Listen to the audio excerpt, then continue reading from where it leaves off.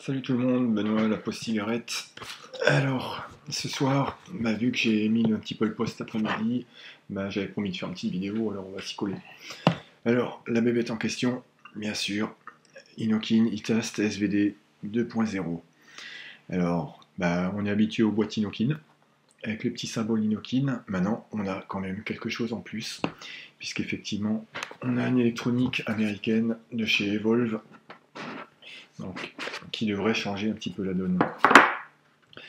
Alors ça arrive déjà, une petite amélioration, on a déjà la boîte de rangement qui est fournie avec. Ça arrive comme ça dedans. On a le petit manuel, alors en anglais. Ils n'ont pas pris le temps de traduire, malheureusement. On a des petits goodies, pour ceux qui en voudront, de petits autocollants Inokin. Et la petite notice de recyclage que personne ne lit jamais en fait. On se demande pourquoi c'est là, mais il faut la mettre. Voilà. Ça c'est fait.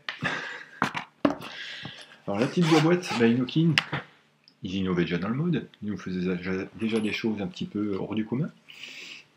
On va commencer par ça parce que c'est assez marrant finalement. Avant de rentrer dans le vif du sujet. On va commencer par la review de la boîte. Alors, la review de la boîte, une superbe boîte en Kevlar, non je déconne, c'est du plastique, avec de la toile autour, le petit cil Inokin, les petites tirettes Inokin aussi, il y a même la sangle qu'on peut accrocher avec un mousqueton. Maintenant, ce qui est intéressant, c'est pas ça. Ce qui est intéressant, c'est ce qu'il y a dedans. Alors, il y a des rangements, il y a plein de trucs, ces trucs, et puis, merde, c'est quoi ce bordel? Ils ont rajouté des fils dedans. Des petits connecteurs avec un petit magnète de chaque côté pour aller dans le bon sens. Voilà.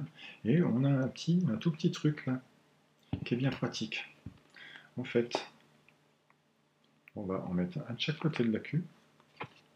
Alors, parce que en l'air, c'est un peu. Il manque une paire de mains là. Personne qui m'en prête. Et de l'autre côté, peu importe la polarité, et on a un petit bar graphe qui va nous donner très rapidement, comme ça, juste en posant les deux magnettes, l'état de charge de la queue. Donc, ce qui peut éviter éventuellement quand on est en voyage, quand on a plusieurs écus dans sa trousse, c'est lequel le plein, c'est lequel le vide. Voilà.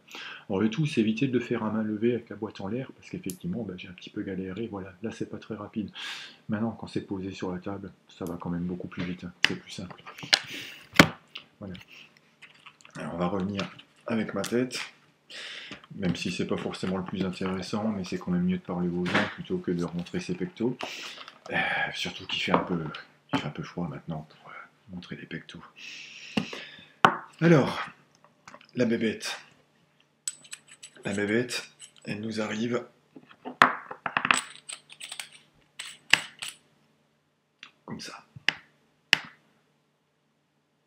Alors, on va la mettre dans le bon sens, comme ça vous pouvez lire l'écriture. Alors j'ai pris la version noire pour la démonstration, qui est assez sympa aussi, sinon c'est en version inox, hein, comme il faisait déjà pour les SVD. On a l'arrière avec les évents, ça manque pas d'air. Le mode, hein, pas moi, enfin quoique. Et petite partie très très intéressante, le ou les top cap. Parce qu'il y en a plusieurs maintenant. Alors les boutons, on est sur des boutons affleurants. Ça dépasse quasiment pas. Le petit bouton Fire Inokin, le plus, le moins. Et de l'autre côté, on a l'écran. Alors effectivement, noir sur noir, on voit pas très bien. Pour mettre la queue, tout simplement, on ouvre derrière. On a le petit truc à ressort, au fond, pour faire le contact, ajuster la queue. Et on peut voir, on va le voir même mieux, comment que ça se passe en dessous. Voilà. On a le plot et deux petits évents encore sur l'électronique.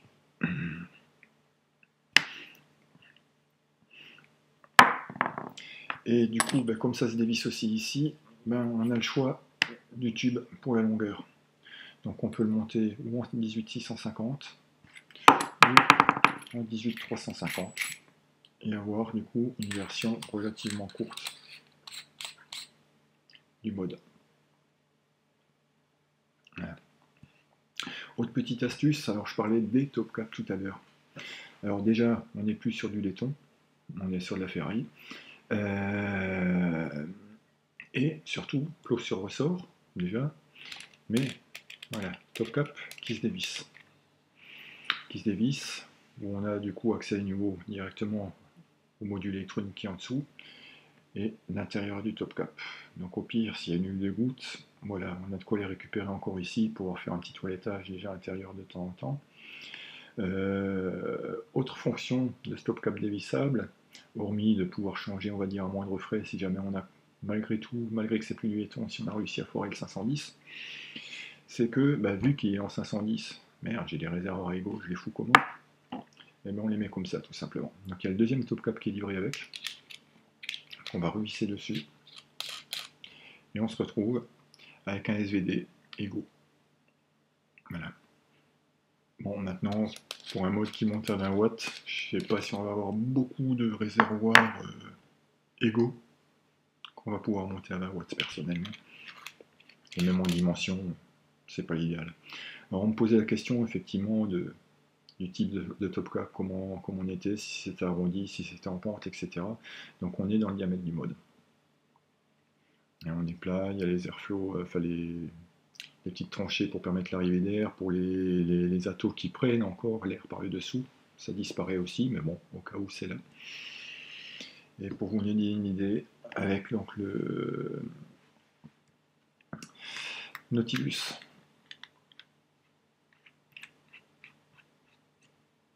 Voilà. Alors on est presque, on est un petit chouïa plus large quand même. Nautilus, si je dis pas de bêtises, je crois qu'il est déjà au 23 à la base, c'est pas 22, donc on doit être à 24, 25 à peu près au niveau du haut, quoi, puisqu'on élargit un petit peu sur la partie haute.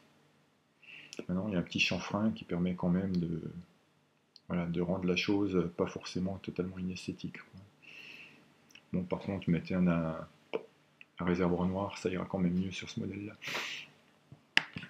Pour l'utilisation, alors j'ai la Q en 650, donc on va faire le test en 650. Alors le tube, il est là. Quand même plus rapide qu'avec le télescopique du premier SVD.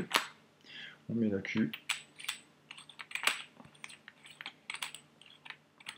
Il faut pousser un peu combien le ressort. Voilà. Et on se retrouve jointif sans problème.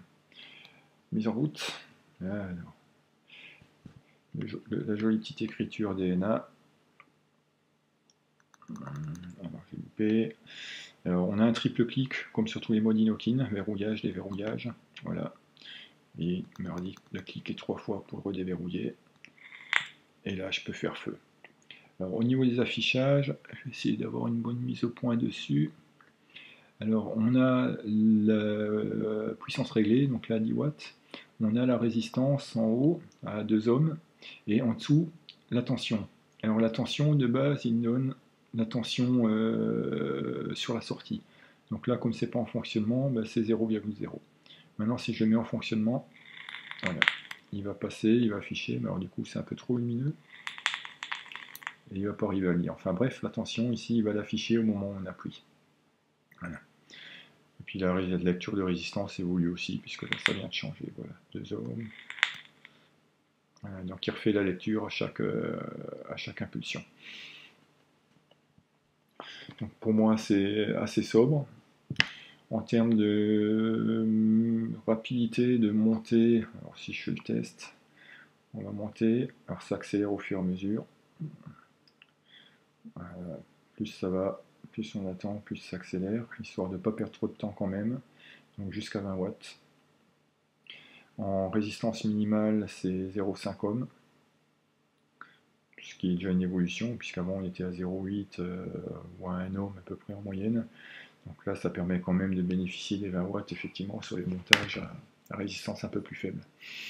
Maintenant, il ne faut pas rêver, on n'est pas non plus sur la pionnière for you, sur l'IPV, où on peut monter à 50 watts et à 0,2 ohm. Ça, c'est encore une autre histoire. Mais 20 watts pour du mode comme ça, c'est déjà pas mal.